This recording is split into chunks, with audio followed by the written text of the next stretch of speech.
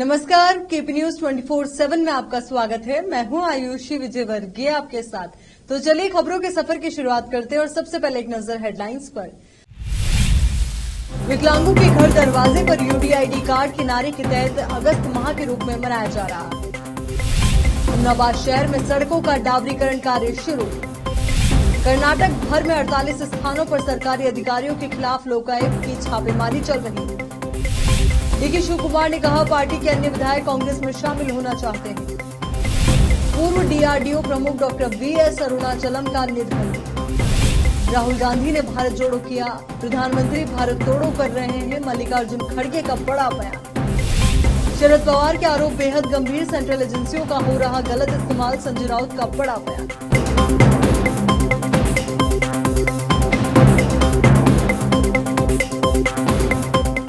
अब देखते हैं समाचार विस्तार से। बीदर जिला प्रशासन, जिला पंचायत, जिला दिव्यांग एवं वरिष्ठ नागरिक सशक्तिकरण विभाग, बीदर जिला दिव्यांग पुनर्वास केंद्र, विकलांग व्यक्ति ब्रिम्स हॉस्पिटल बीदर अपने संयुक्त आश्रय में ग्राम पंचायत के वार्ड क्षेत्र के अंतर्गत जिले के शहरी स्थानीय निकाय विकलांग व्यक्तियों का घर दिनांक 17 अगस्त को जिला विकलांग कल्याण अधिकारी का कार्यालय माइलूर बीदर हॉल स्लोगन के तहत यूडीआई कार्ड पर अगस्त महीने के लिए विकलांग व्यक्तियों के घर का द्वार पीडब्ल्यूडी त्योहार मनाने के लिए एक जिला स्तरीय जागरूकता कार्यक्रम आयोजित किया गया था। नागराज मठ जिला विकलांग कल्याण अधिकारी बिदारा ने उक्त कार्यक्रम की अध्यक्षता की और कहा कि चूंकि 1 जून 2023 से सुविधा प्राप्त करने के लिए यूडीआईडी कार्ड अनिवार्य है, इसलिए एमआरडब्ल्यू और वीआरडब्ल्यू और यूआरडब्ल्यू ने उनसे अपने संबंधित ताल्लुक में जागरूकता पैदा करने का आह्वान किया। ग्राम पंचायत, शहर, वार्ड स्तर और सभी विकलांग व्यक्तियों को उनके दरवाजे पर यूडीआईडी कार्ड प्रदान करने के लिए कदम उठाएं। विशेष संवाददाता की रिपोर्ट। हुमनाबाद शहर में हुमनाबाद के आईबी से केईबी कार्यालय तक पीडब्ल्यूडी विभाग द्वारा 1 करोड़ रुपए की लागत से सीसी रोड का डामरीकरण कार्य किया जा रहा है और प्रथम श्रेणी के ठेकेदार सिद्धरमा ब्रादर द्वारा ये कार्य किया जा रहा है और इसकी देखरेख की जा रही है। कार्य को अच्छे तरीके से करने और लोगों को कठिनाई का सामना न हो, इसका पूरा ध्यान रखा जा रहा है। विशेष संवाददाता की रिपोर्ट। अब देखते हैं राज्य के अन्य क्षेत्रों के समाचार। भ्रष्टाचार विरोधी लोकपाल लोकायुक्त ने सरकारी अधिकारियों पर कथित भ्रष्टाचार के आरोपों की जांच करते हुए गुरुवार को पूरे कर्नाटक में 48 स्थानों पर छापेमारी की। सुबह से ही बीदर, धारवाड़, कोडागू, रायचूर, दावणगेरे और चित्रदुर्ग समेत 48 स्थानों पर छापेमारी की जा रही है। दावणगेरे में बृहत बेंगलुरु महानगर पालिका बीबीएमपी के एक पूर्व इंजीनियर, बीदर में कांस्टेबल और कोडागू में एक उप जिला अधिकारी उन लोगों में शामिल है जिन पर लोकायुक्त ने छापा मारा था। लोकायुक्त अधिकारियों ने माड़ीकेरी जिले में एक जिला अधिकारी के यहां भी छापा मारा। मैसूर शहर और जिले के विभिन्न हिस्सों में तलाशी जारी है। हरंगी जलाशय अधीक्षक अभियंता के आवास पर ऑडिट तलाशी ली जा रही है। कोडागू में लोकायुक्त ने प्रियापट्टन में एक जिला कलेक्टर के आवास की तलाशी ली है। महादेवपुरा डिवीजन के एक राजस्व निरीक्षक के बेंगलुरु के बनशंकरी स्थित आवास पर भी छापेमारी हो रही है। धारवाड़ में बेलगाम निगम के सहायक आयुक्त के आवास पर तलाशी ली जा रही है। अधिकारी उनके आवास पर दस्तावेजों की जांच कर रहे हैं। लोकायुक्त इन अधिकारियों पर लगे कथित भ्रष्टाचार के आरोपों की जांच कर रहे हैं। इन अधिकारियों पर आय से अधिक संपत्ति जमा करने का आरोप है। छापेमारी चल रही है और विस्तृत जानकारी की प्रतीक्षा है। 2024 के लोकसभा चुनाव से पहले कुछ भाजपा विधायकों की कांग्रेस में शामिल होने की अटकलों के बीच उप मुख्यमंत्री और राज्य कांग्रेस अध्यक्ष डीके शिव कुमार ने पुष्टि की कि अन्य दलों के कार्यकर्ता पार्टी में शामिल होने के लिए आगे आए हैं। हमें पार्टी को मजबूत करना है जहां वो कमजोर है। लोकसभा चुनाव एक प्राथमिकता है और स्थानीय आवश्यकताओं के आधार पर उचित निर्णय लेना स्थानीय नेताओं पर छोड़ दिया गया है। स्थानीय नेताओं से कहा गया है कि पार्टी का वोट शेयर बढ़ाने के लिए सभी को विश्वास मिले। उन्होंने ये बात इस सवाल के जवाब में कही कि क्या अन्य दलों के विधायक कांग्रेस में शामिल हो रहे हैं। कांग्रेस ने राज्य की 28 लोकसभा सीटों में से 20 सीटें जीतने का लक्ष्य रखा है और तैयारी शुरू कर दी है। बेंगलुरु के सभी विधानसभा क्षेत्रों में पार्टी संगठन को मजबूत करना कांग्रेस की रणनीति का एक महत्वपूर्ण हिस्सा होगा, क्योंकि 2019 के लोकसभा चुनाव में भाजपा ने शहर की सभी 3 लोकसभा सीटें जीती थी। भारतीय वैज्ञानिक और रक्षा अनुसंधान एवं विकास संगठन डीआरडीओ के पूर्व महानिदेशक डॉक्टर बल्लम पादुगई श्रीनिवास राघवन अरुणाचलम का बुधवार को कैलिफोर्निया में निधन। उनके परिवार में पत्नी मीना, बच्चे रघु, मालविका और रामू और 6 पोते पोतियां हैं। डॉक्टर अरुणाचलम 87 वर्ष के थे और उनका तीव्र निमोनिया और पार्किंसंस रोग का इलाज चल रहा था। वो CSTEP centre for study of science, technology and policy के संस्थापक और अध्यक्ष थे, जो एक गैर लाभकारी थिंक टैंक है जिसका मिशन टिकाऊ, सुरक्षित के लिए विज्ञान और प्रौद्योगिकी का उपयोग करके नवीन दृष्टिकोण के साथ नीति निर्माण को समृद्ध करना है। उनका करियर भाभा परमाणु अनुसंधान केंद्र, राष्ट्रीय वैमानिकी प्रयोगशाला और रक्षा धातुकर्म अनुसंधान प्रयोगशाला तक फैला हुआ था। उन्होंने 1982 से 1992 तक केंद्रीय रक्षा मंत्री के वैज्ञानिक सलाहकार के रूप में भी कार्य किया है। वो DRDO का नेतृत्व करने वाले और वैज्ञानिक सलाहकार का पद संभालने वाले पहले रक्षा अनुसंधान और विकास संगठन DRDO वैज्ञानिक बने।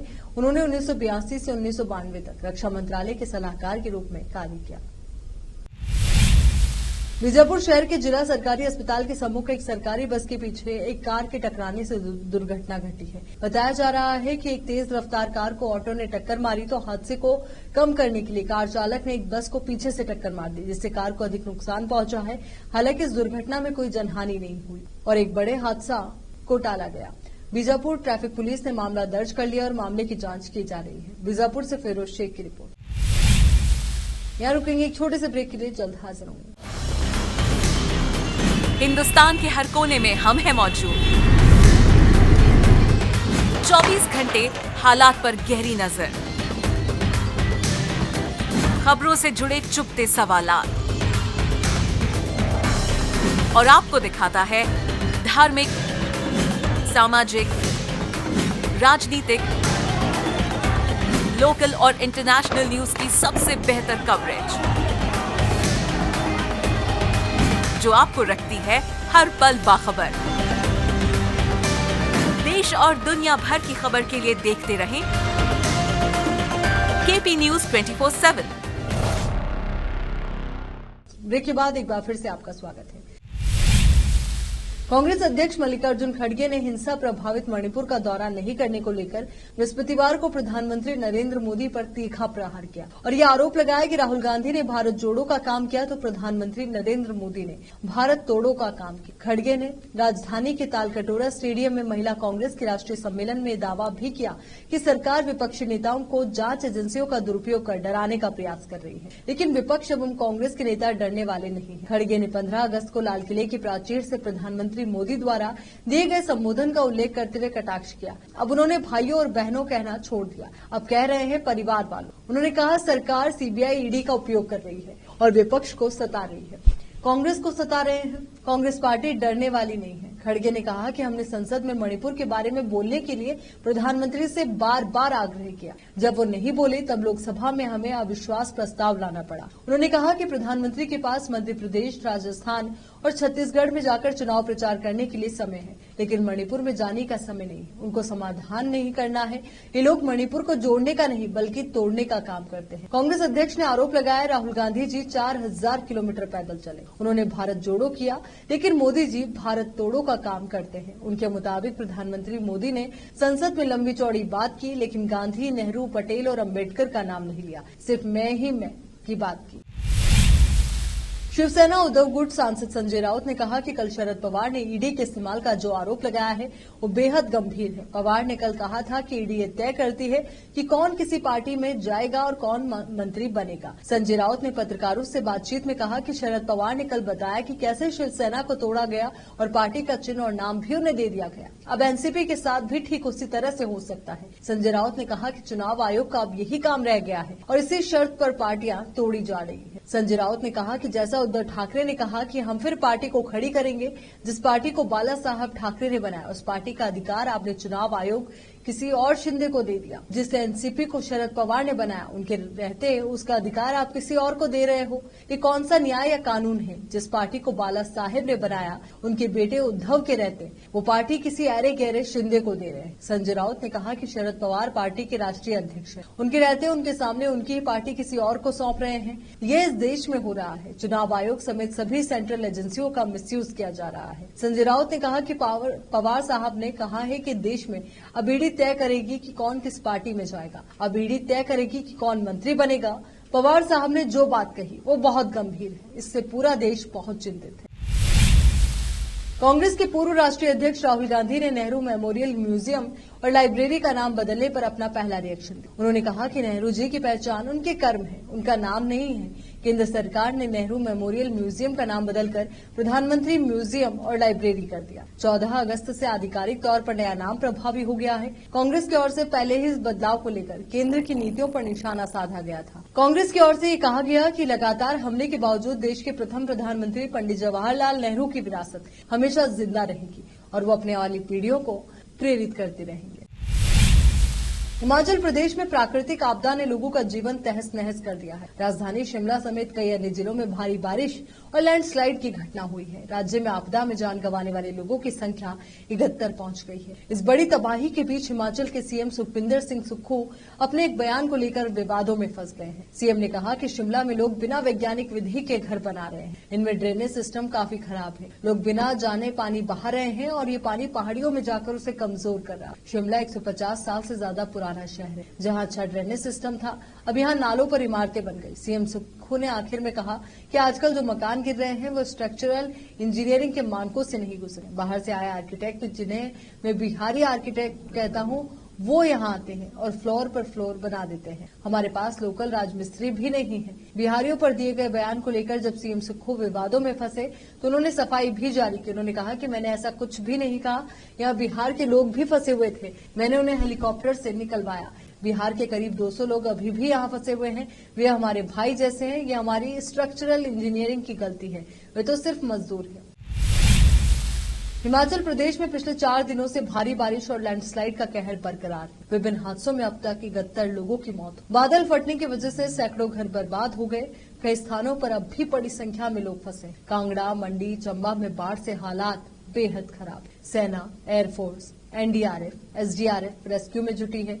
वायुसेना बाढ़ में फंसे लोगों को हेलीकॉप्टर के जरिए रेस्क्यू करने में जुटी हुई। शिमला का सबसे पॉश एरिया हिमलैंड को डेंजर जोन घोषित कर दिया गया। मुख्यमंत्री सुखविंदर सिंह सुक्खू खुद कह रहे हैं कि इस आपदा में जो नुकसान हुआ उसकी भरपाई करने में 1 साल लग जाए। उधर हिमाचल के शिमला में शहरी और ग्रामीण में 17 अगस्त को सभी स्कूल और आंगनबाड़ी केंद्र बंद रहेंगे। शिमला में लगातार हो रही लैंडस्लाइडिंग की वजह से फैसला लिया गया है। हालांकि हिमाचल के बाकी जिलों में आज से स्कूल खुल जाएंगे। भारी बारिश और भूस्खलन की घटनाओं के चलते स्कूलों को बंद करने का फैसला लिया गया।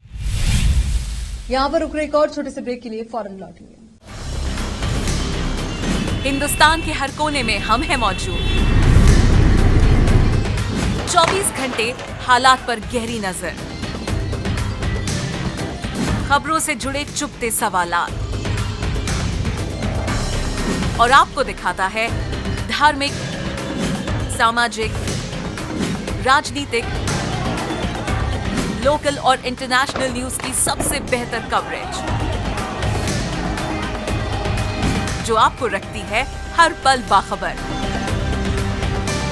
देश और दुनिया भर की खबर के लिए देखते रहें केपी न्यूज 24/7।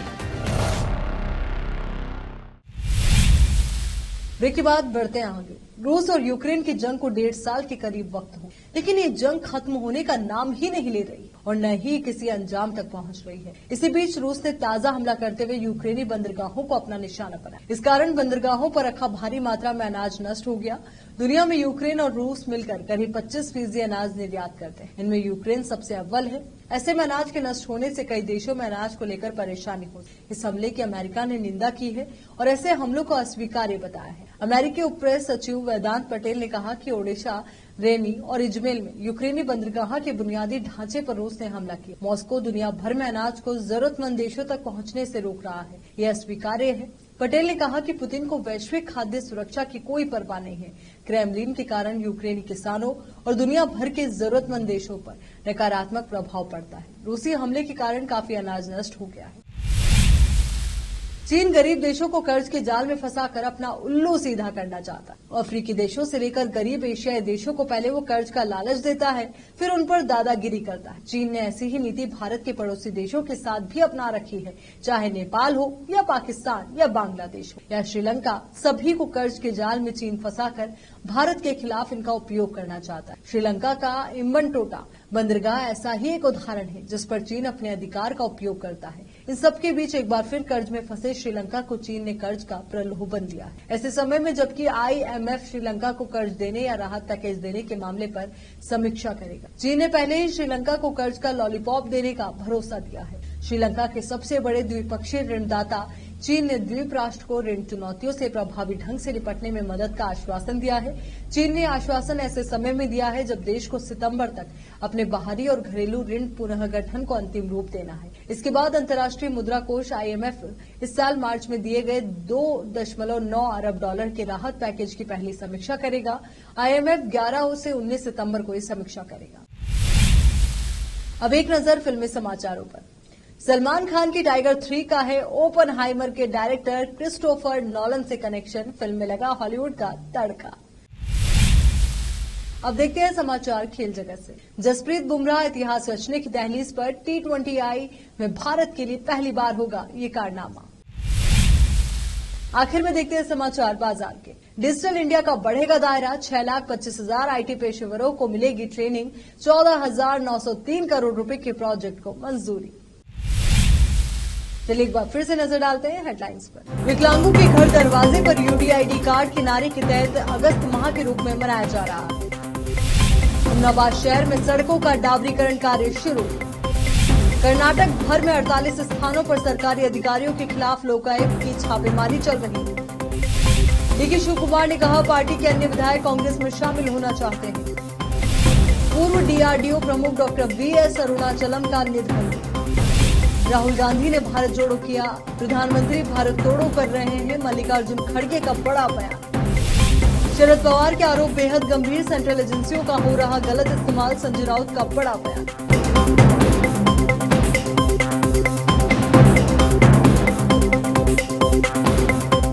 केपी न्यूज के इस बुलेटिन में फिलहाल के लिए इतना ही। देश और दुनिया से जुड़ी तमाम खबरों के लिए आप बने रहिए KP News 24/7 के साथ। धन्यवाद।